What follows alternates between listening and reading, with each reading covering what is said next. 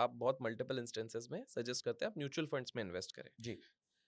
Mutual funds की अच्छी बातें तो आपने बताई दी हैं। Hmm, what are those, I wouldn't say dark side, but negatives hmm, क्या है म्यूचुअल फंड्स के, हुँ, जिसके कारण जिसका ध्यान रखना चाहिए लोगों को hmm, before they invest into mutual funds की, बॉस ये चीजें थोड़ी देख लेना, हुँ, क्योंकि ये अगर ऊपर नीचे थोड़ी हो जाती हैं तो हुँ, यू माइट गो रॉन्ग। तो हुँ, ऐसी कौन हुँ, सी चीजें हैं जिसका ध्यान भी रखना चाहिए, the negatives around the hmm. Mutual fund investing process? तो सबसे पहली गलती जो लोग करते हैं वो गोल बेस्ड इन्वेस्टिंग नहीं करते हैं, ठीक है?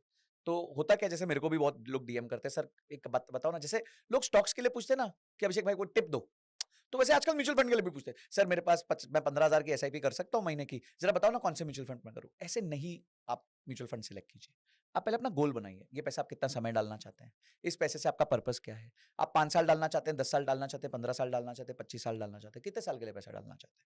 तो आप पहले अपना गोल सेट करते हो, ठीक है? तो बिना गोल के म्यूचुअल फंड्स में डालना एक बहुत बड़ा रिस्क है, बिकॉज फिर आप गलत जगह पैसा डाल बैठोगे, पता चला आपका गोल था 3 साल का, आपको 3 साल बाद पैसे चाहिए थे और आपने सारा पैसा उठा के स्मॉल कैप में डाल दिया और मार्केट क्रैश कर गई, स्मॉल कैप क्रैश कर गया। मैंने देखा हुआ है वो टाइम जब 3.5 साल मेरे को जीरो रिटर्न था, उसके बाद 25% क्रैश भी हुआ। तो पर मैं झेल गया क्योंकि मेरा इन्वेस्टमेंट होराइजन 20 साल का था। तो मेरे को पहले 4 साल क्या हुआ उससे फर्क नहीं था, मेरे को पता था आगे कवर हो जाएगा ये। तो पहली चीज हो गई गोल बेस्ड आपने नहीं डाला। सेकंड क्या है कि जैसे ही अचानक से वो क्या करेंगे कि जाएंगे देखेंगे कि पिछले 3 साल का कौन सा वो म्यूचुअल फंड है जिसने सबसे ज्यादा रिटर्न दिया है, डिसेंडिंग ऑर्डर में डालेंगे, जो दिखेगा उस पर सारा पैसा डाल देंगे। अब ये तो बहुत ही गलत तरीका है, तो सबसे वाहियात तरीका है इस दुनिया का। भाई आपने पीछे देख लिया क्वांट जैसी कंपनी पे भी एक इशू आया, फ्रंट रनिंग का इशू आया, तो आप थोड़ा डाइवर्सिफाई कर लो। आप अगर 15,000 डाल रहे हो तो 2 म्यूचुअल फंड हाउसेस के म्यूचुअल फंड्स में डाल दो। चाहे आप पूरा ही स्मॉल कैप में डालना चाहते हो तो भाई आधा आप क्वांट में डाल दो, आधा निप्पॉन में डाल दो या एचडीएफसी में डाल दो। This is not a recommendation, I am just giving an example.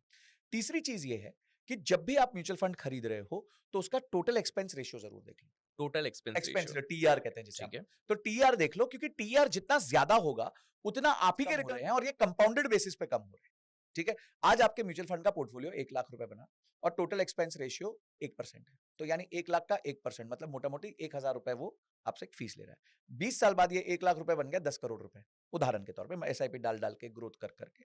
अब 10 करोड़ का 1% कितना होता है? 10 लाख रुपए। तो यानी वही 1% 1,000 भी है, वही 1% 10 लाख भी है, ठीक है? तो आपको ये देखना है कि कौन से म्यूचुअल फंड का सबसे कम रिलेटिवली टीआर है, जिसे कम टीआर पे सबसे अच्छा रिटर्न्स कौन दे रहा है। तो ये आपको एक रेशियो जरूर ध्यान रखना है।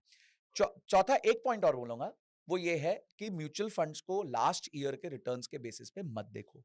म्यूचुअल फंड्स को एटलीस्ट 5 साल 7 साल के म्यूचुअल फंड के टेन्योर पे देखो। ये 1 साल 3 साल में क्या होता है, कभी कभी अचानक से नसीब आ जाता है, तो इसे हम कहते हैं कि क्या वो एक्चुअली फंड मैनेजर का नसीब था या फंड मैनेजर की स्किल थी।